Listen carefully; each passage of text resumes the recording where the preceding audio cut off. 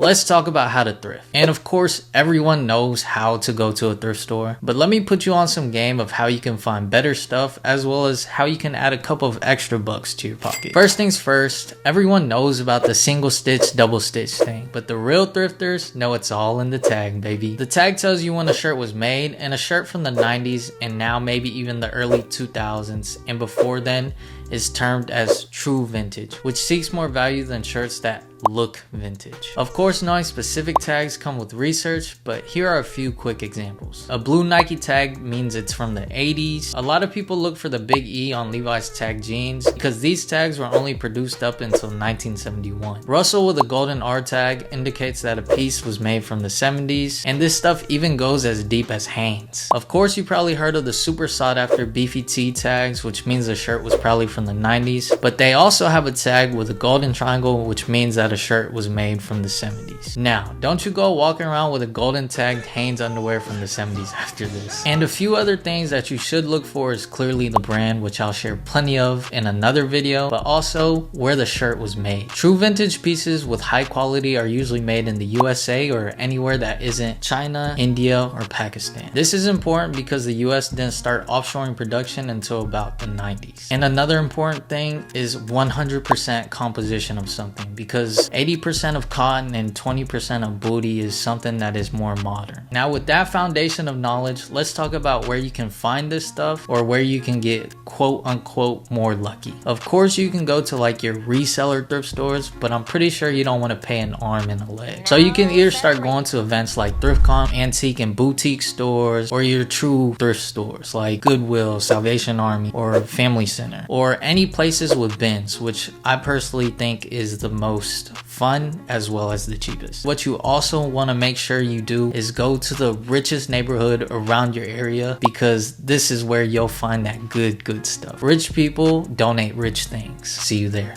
Peace.